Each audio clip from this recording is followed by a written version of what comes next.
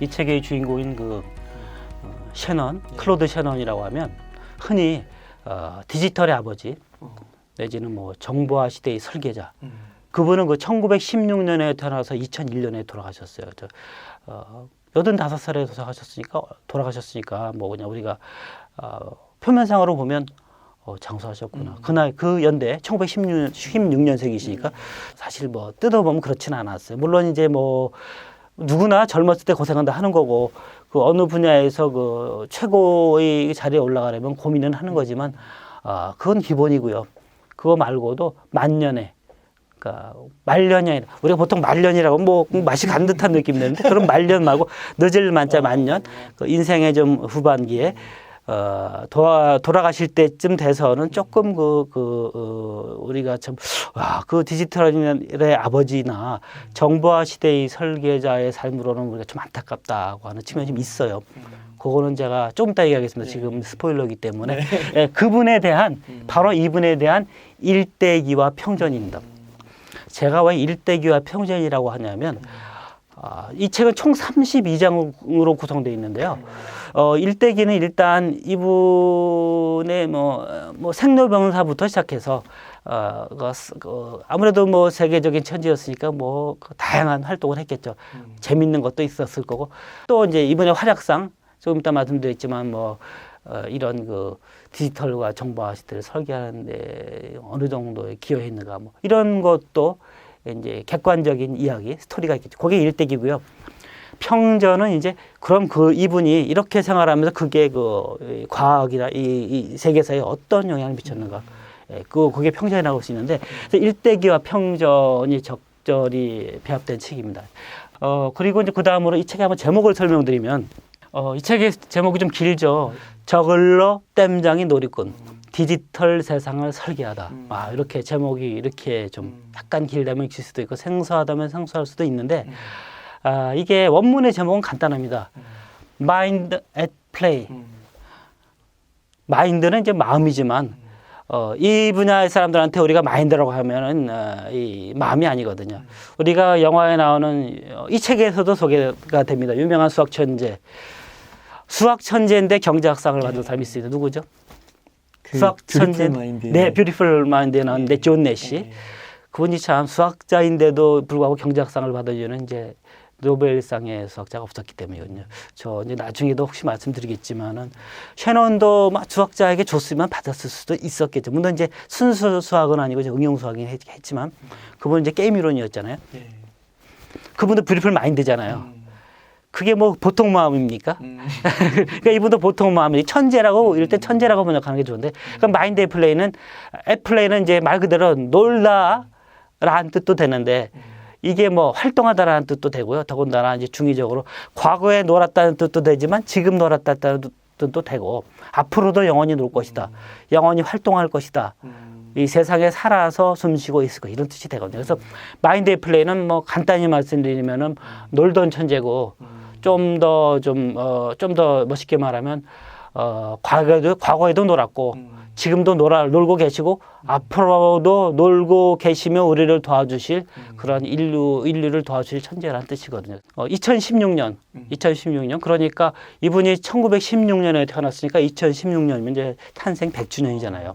그래서 그때 2016년에 미국에서 발간이 돼서 탄생 100주년 기념으로 큰 인기를 끌었죠. 그래서 이제 미국 응용수학회에서 수여하는 폰 노이만상 그 유명한 걸 받았고요. 과학계 최고 과학 잡지 뭐 미국에는 사이언스, 영국에는 네이처가 있는데 네이처에서 올해의 책으로 선정을 했고요. 그다음에 뭐 블룸버그 통신, 블룸버그 그쪽에서도 올해의 책으로 선정했고 또 모닝선이라는 그 신문사에서 또 2016년에 나왔지만 2017년에 많이 읽어서 최고의상, 뭐 최고의 책 이렇게 평가를 받았습니다. 그래서 이 책을 전체적으로 이제 목차를 한번 간단히 설명해드리면요. 이 책은 총 32장으로 구성되어 있어요. 32장으로 구성되어 있고 페이지는 한 450페이지쯤 되는데 32장 정도면 그래서 읽기는 부담이 없죠. 조금 이제 시간 날 때마다 읽을 수도 있고 일부는요. 1916년부터 1945년. 저 1945년 하면 딱 느끼는 게 있잖아요. 2차 세계대전 끝났을 때. 그러니까 이분이 1916년에 태어나서 1945년까지 거의 30년 동안 활동했던 부분인데, 미시간주에 있는 조그만 소도시 게일로드에서 태어나서 이제 초등학교를 거치면서 이 공부가 놀이인지 놀이가 공부인지 공부하다 놀이야 그냥 재미로 했던 거거든요. 그렇게 이제 초중고등학교 때는 이제 수학경 시대를 이제 과학경 시대 휩쓸고 다녔고, 그리고 나서 이제 대학교에 들어갔는데 미시간 대학교에 들어가서 수학과 공학을 이제 복수 전공을 하게 됩니다. 특징은 중요한 건 복수 전공인데, 흔히 우리가 아는 이제 천재들은 이렇게 특히 공학을 복수 전공하지 않았거든요. 근데 이제 이분은 수학과 공학을 다 했기 때문에 결국 그게 나중에 이 세상을 이롭게 할 수 있는 그 과학 원리, 과학 이론, 과학 논문을 발표하는데 도움이 됐죠. 파인만과 아인슈타인은 아인슈타인도 상대성 원리, 파인만은 양자역학의 이제 초기에 활동을 했는데, 과학계에는 사실은 학문의 등급이 있는데요. 제일 위에 있는 등급이 이제 수학, 물리학, 천재들의 놀이라고 하잖아요. 그리고 이제 응용과학은 조금 사실 아래로 치는 경향이 있죠. 공부 꽤나 하는 사람들 쪽에서는. 오늘날에는 사실은 그 양자역학이나 우리 그 인공지능이나 아니면 뭐 DNA나 이런 거의 근본이 사실 전부 정보통신이거든요. 그러니까 오늘날 다시 뒤돌아보면 이 셰넌의 역할은 사실은 그분들하고 물리학자들하고 같다고 볼 수 있죠. 또 미시간 대학교를 거쳐서 대학원을 MIT로 들어가는데요. MIT로 들어갈 때 이제 MIT로 그 셰넌을 스카우트한 사람이 바네바 부시라고 미국 과학계의 이제 지도자였는데, 이분도 물론 그 아날로그 컴퓨터의 그 마지막 부분, 범용 부분 다 바로 디지털 컴퓨터로 넘어가기 직전에 큰 공헌을 한 그 위대한 과학자이긴 했지만, 이분은 그것뿐만이 아니라 이제 행정 능력이 뛰어났고요. 또 이 대통령들하고도 이 독대를 할 수 있는 분이었거든요. 그러니까 아무래도 이분하고 만났으니까 이분이 이제 셰넌을 선택해서 MIT로 스카웃을 해왔다는 거는 앞으로 이제 셰넌이 적어도 어디 가서 긴반말이는 안 해도 되겠다. 갑을 관계, 그거에서 좀 서름은 안 당해도 되겠다는, 좀 이따 말씀드리겠지만, 그런 이점이 있었죠. 근데 자기 연구만 하면 됐으니까, 그래서 MIT에 들어가서 이제 컴퓨터 연구에 이제 본격적으로 투입이 됐죠. 그래서 MIT에서 이제 석사, 박사학위 논문을 다 썼는데, 그 중에 석사학위 논문이 이제 나중에 나오는 그 정보통신 논문에 기초가 된 논문이 있었습니다. 그게 이제 그 디지털에 아주 기초가 된 논문을 석사학위 논문 썼고요. 박사학위 논문은 좀 다른 걸 썼고요. 그 다음에 이제 벨 연구소, 그 노벨상의 산실인 벨 연구소와 프린스턴 연구소를 고등 연구소를 거쳐서 여기서 이제 아인슈타인, 폰 노이만, 파인만하고 대등했지만 얘기할 게가 그렇게 많지는 않았죠. 그냥 분야도 달랐고 학문의 세상에서 바라보는 학문의 그 관심사도 좀 달랐기 때문에. 그렇지만 지금 보니까 대등한 역할을 했고요. 그리고 나서 2차 대전이 터집니다. 그러면서 2차 대전이 터지면서 그 미국의 과학자들이 전부 증발이 됐습니다. 각각 자기 분야에 가서 대포로 그 비행기 조준하는 방법이라든지, 해군에서 그 해전이라고 생각하면 우리가 저기 임진왜란때 그 남해안에서 그 이순신 장군이 서로 적함을 바라보면서 활도 쏘고 이런 거 생각하지만, 현대전에서는 적군이 안 보이거든요. 그냥 레이더로 보고 그냥 있나 없나 막 쏘고 이러는 건데, 그런 거 하려면 결국은 이 컴퓨터가 필요한 거거든요. 그런 분야에 이제 과학자들이 투입이 됐는데, 그 셰넌은 이제 전문 분야가 있었으니까 컴퓨터 쪽이고 또 정보 쪽이니까 관심이 있었던 부분이 암호학, 암호의 작성과 또 암호의 해독, 이쪽에 주특기를 살려서 이제 암호학을 연구를 했죠. 그래서 이제 독일군의 그 암호를 푸는데 많이 기여를 했고, 또 그 분야의 논문도 나왔는데, 우리가 또 암호하면 떠오르는 게 있잖아요. 베어먹은 사과의 원조가 된 앨런 튜링, 그분의 영화도 우리나라에 상영이 됐었고 또 책도 나왔었죠. 그 2차 대전이 벌어지고 있던 1942년도에 앨런 튜링하고 만났습니다. 근데 앨런 튜링하고는 한 번 더 만나는데요. 그건 좀 이따 말씀드리겠습니다. 일단 그래서 2부는요, 이 책의 2부가 1945년부터 56년까지 인생의 중기인데 중기 한 10년 정도. 요때는 주로 처음에 그 30년 동안 1945년까지는 이제 기초적인 공부를 했다면 요때는 본격적으로 이제 정보 쪽에 신경을 쓰는 집중적으로 하는 그런 연구를 했고요. 2부에서는 그 벨 연구소와 프린스턴 연구소를 지나서 2차 대전이 끝난 다음에 정보 이론을 집중적으로 연구해서 1948년에 통신의 수학적 이론이라는 아주 획기적인 논문, 지금도 인구에 회자되는 획기적인 논문을 발표했고요. 그 자세한 얘기를 조금 이따 하기로 하고, 그 다음에는 이제 사실은 이게 1948년이면 이 사람이 1916년생이니까 32살 때이거든요. 85까지 산 분이 32살에 필생의 업적이 나왔으니 앞으로 50년은 뭐 살았겠어요. 그러니까 이분이 또 한편으로는 워낙 놀기도 좋아했고 놀다가 뭔가를 발견하기도 했지만 워낙 아주 세계적인 업적을 30대 초반에 냈기 때문에 나머지는 놀며 살았고, 그 50년 동안 후학들이 이 셰넌이 통찰력으로 써놓은 수학 논문을 해석하고 그걸 발전시키고 그거를 적용해서 통신 체제를 확립하느라 한 50년을 허비한 거죠. 실제로 그래서 정보화 사회가 사실 꼽힌 거는 21세기 초였거든요. 이미 그러니까 모든 것을 셰넌이 1948년에 완성해놨는데, 그러니 그 이후에 50년 동안 셰넌이 사실 누가 뒷받쳐주는 사람이 있어야죠. 그러니까 놀았던 이유도 되죠. 사실은 그런 면에서는 안타까운 면도 있지만 그렇다고 해서 셰넌이 그냥 놀고 뭐라는 건 아니고요. 체스 두는 컴퓨터를, 그러니까 통신의 수학적 이론이 끝난 다음에는 체스 두는 컴퓨터를 개발했어요. 체스 두는 컴퓨터면 뭐냐면 서양에서 각광을 받는 게임이 이제 1대1 게임이 체스잖아요.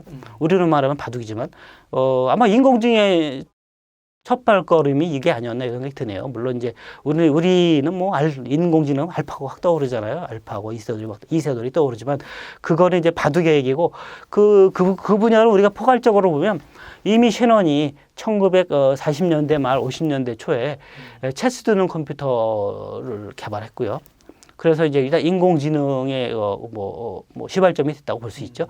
그리고 뒤이어서 이제 테세우스라고 신화에 나오는 그 이름이지만 그 생지입니다. 그 미로를 통과하는 생지를 또 개발했어요. 이것도 이제 인공지능의 시발점이라고 할 수 있죠. 근데 이거는 지금은 제가 이제 책의 2부 내용을 말씀드린 건데, 이 2부 내용은 2차 대전이 끝나고 벨 연구소에 다시 들어가서 벨 연구소에서 활동한 내용입니다. 그리고 마지막으로 이제 3부는, 이 책의 3부는 1957년부터 돌아가시는 2001년까지 45년간입니다. 이분은 이때도 아주 재밌게 살았는데, 이때 그 주식 투자도 했고요. 그리고 떼돈 벌었는지 안 벌었는지 좀 이따 말씀드릴 겁니다. 그리고 이제 우리 요새 한참 잘 나가는 웨어러블 컴퓨터, 그 몸에 부착하는 컴퓨터, 그 웨어러블 컴퓨터를 개발해가지고요. 그걸 어디다 썼냐 하면 라스베가스에 이렇게 또르르 돌아가 공이 똑 떨어져서 몇 번 딱 들어가면 배팅해서 대박 터지는 거 있잖아요. 룰렛. 그거를 이제 현장에서 이렇게 잘 염탐하고 연구해가지고 다음에 몇 번 나올 건가 예측하는 그거를 이제 개발해가지고요. 그 귀에다 꽂고 이렇게 머리칼 같은 선을 이렇게 머리카락 똑같은 색깔로 해야죠. 하얀 색깔은 큰일 나죠. 하고 그 신발바닥에다 이제 컴퓨터 장착하고 선으로 옷 속으로 해서 이렇게 해서 이제 자기 마누라하고 자기 제자하고 또 자기 제자의 마누라 셋이서 라스베가스에 가서 정말 배팅을 해서 성공을 했다는 거 아닙니까? 근데 이제 착각할 분들이 있어요. 야, 그러면 아까도 말씀드렸잖아요. 이 양반 주식도 했네. 룰렛 저기도 했네. 사기도 막단. 돈의 욕심 1도 없었고요. 정말 이분은 저걸로 땜장이 노력은 오로지 원리를 찾고 싶었던 거죠. 아니, 세상에 21세기를 지금 이끌어 나가고 있는 정보통신 이론을 지금 확립한 사람인데, 이분이 무슨 그 몇 푼 벌라고 그랬겠어요? 그 보람만 해도 엄청난데 그건 아니고 정말 이분은 알고 싶었던 겁니다. 원래 생기기 그렇게 생겨 먹은 사람이었어요. 그러니까 뭘 보면 궁금하고 좀 잘 수틀리면 고치고 아니다 싶으면 새로 만들고 그 연구하고 그걸 놀이로 이런 사람이었거든요. 그랬고요. 그리고 또 그 다음에는 아까 말씀드렸던 저글링을 계속했고요. 저글링을 계속했을 뿐만 아니라 저글링을 하는 로봇을 또 만들었어요. 자동 로봇, 기타 등등등. 그러다가 이제 그 3부의 마지막에서는 이제 병으로 세상을 돌아가시는 게 나옵니다. 그래서 이거는 책의 전체적인 내용을 말씀드리는 거기 때문에 제가 여기까지 말씀드리는데 왜 어떤 병으로 어떻게 고생하셨는지 좀 이따 말씀드리는데 다시 이제 총정리를 해드리면 이 책은 총 32장으로 구성되어 있고 1부, 2부, 3부 상중하권으로 돼 있는데 그 32장이기 때문에 이분의 생애 85년을 32장으로 나눴기 때문에 읽기에 이렇게 부담은 없는데 다만 제가 방금 얼핏 말씀드렸는데 이분의 인생에서 가장 중요한 논문은 2개인데요. 물론 4편인데 특히 중요한 논문 두 편인데 1937년에 MIT에서 발표한 그 석사학위 논문 그리고 1948년에 벨 연구소에서 발표한 그 정보통신 논문 이게 2개 굉장히 중요한 건데 석사학위 논문을 다룬 장이 4장이고요. 네. MIT 논문 다룬 장이 16장이거든요. 네. 어렵겠네요. 어려운데요. 특히 4장은 조금 어렵고요. 16장은 조금 많이 어려워요.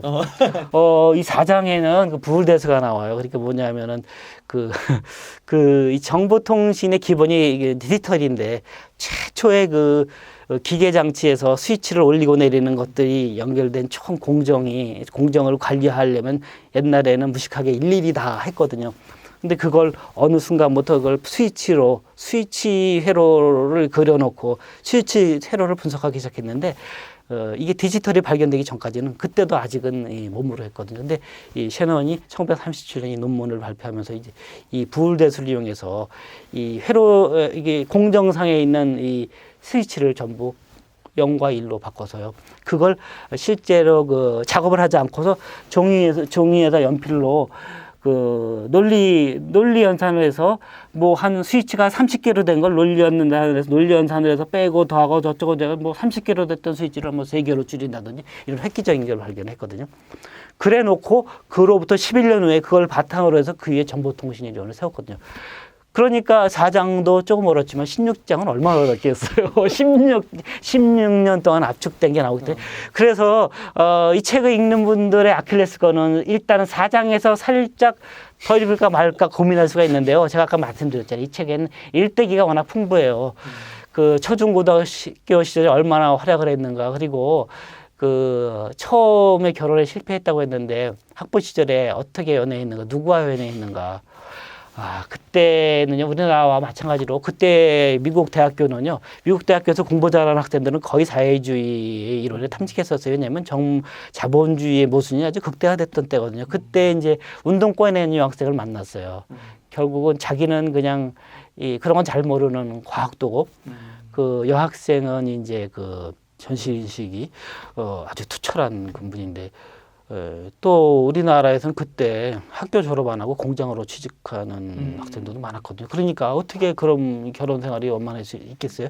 결혼했다가 결국은 못 이기고 이혼을 했어요. 그래서 그 여자분은 결국 프랑스로 넘어가서 레지스탕스로 활약을 했어요. 그래서 그쪽에 레지스탕스 운동가들하고 이제 왜냐면 1940년대니까. 그래서 이제 그렇게 해서 참 첫사랑과는 헤어지고, 두 번째 사랑은 이제 벨 연구소에서 만났죠. 그래서 정말 같은 분야 사람들을 잘 만나서 그분의 보필을 잘 받아서 2001년까지 80대가 될 때까지 잘 살았죠. 그리고 이제 그 첫 번째 고비를 넘기면은 그 다음부터 5장부터 15장까지는 꽃길이고요. 그다음에 16장에 다 흙길이도 또 나오긴 나와요. 근데 혹시 이제 이걸 책을 출판사에서 말이죠. 죄송합니다만 책을 팔아먹는 데만 혈안이 돼 있으면 이걸 너무 좀 더 쉽게 하거나 뺄 수도 있을 수도 있었겠지만, 정말 정보통신을 사랑하는 분이라면 16장은 언젠가는 읽어야 되거든요. 지금 만약에 잘 안 읽히시면 뒀다가 또 17장부터 또 재밌거든요. 그러니까 넘어가서 일단 뒀다가 나중에 한번 읽으시고요.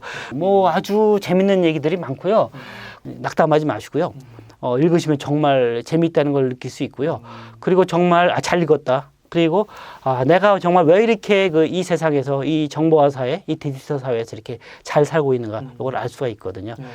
그러니까 이게 요거만 잘 극복하시면 될 것 같습니다. 책 내용은 이 정도로. 근데 이 목차를 이렇게 딱 짚어주시니까 이게 딱 잡히는 것 같아요. 아까 말씀해주신 대로 뭐 아인슈타인이나 폰 노이만이나 이런 사람들에 비하면 덜 알려져 있잖아요, 국내에. 그러다 보니까 이게 목차만 봐서는 이게 잘 연결이 안 되고 조금 진입장벽이 있어 보이고 그러는데 짚어주시니까 잘 이해가 되고, 또 보니까 여기 맨 뒤에 그 월터 아이작슨 이 사람이 또 이 책을 추천했더라고요. 네. 보니까 진작 나왔어야 할 책이지만 지금이라도 나왔으니 천만다행이다. 근데 이 월터 아이작슨이 쓴 스티브 잡스나 레오나르도 다빈치 이런 것들은 저도 다 읽었고 너무 재밌게 읽었는데. 이것도 읽으셨잖아요. 예? 예. 준비하시라고. 네, 너무 재밌게 읽었는데 그것처럼 이 책도 이제 그런 일대기의 책이구나 또 이렇게 짚어주시니까 이거는 읽으면 정말 재밌겠다는 생각이 들어요. 일대기도 하고 이제 정말 핵심적인 이론을 사실은 대중서적에서는 참 수학을 안 쓰는 편이지만 이것도 참고 정말 덜 썼지만 아주 조금만 썼는데 조금만 썼는데도 이 정도잖아요. 예, 근데 요 정도는 모르면 좀 공부해서라도 보시면 더 많은 걸 얻을 수 있습니다. 그러니까 아는 만큼 보이잖아요. 그 지금 이제 디지털 세계잖아요. 지금 그 코로나 때문에 거의 뭐 이제 디지털에서 살아간다고 봐야 되는데 이거에 이제 기초를 둔, 그러니까 이론적인 백그라운드를 둔 분이라고 저희가 이해를 하면은. 네, 기초를 세워주신 분이죠. 세워주셨고 그것 때문에 다시 이 세상이 돌아가겠는데 우리는 모르고 까맣게 모르고 그냥 아무 생각 없이 아이폰 보고 뭐 채팅하고 막 이러는데 그거 다 사실 이분 때문이거든요. 그냥 뭐 모르고 살고 있는 거죠. 그러니까 그거의 뿌리를 알 수 있게 되는 그런 책이네요. 우리의 뿌리이기도 하죠. 네.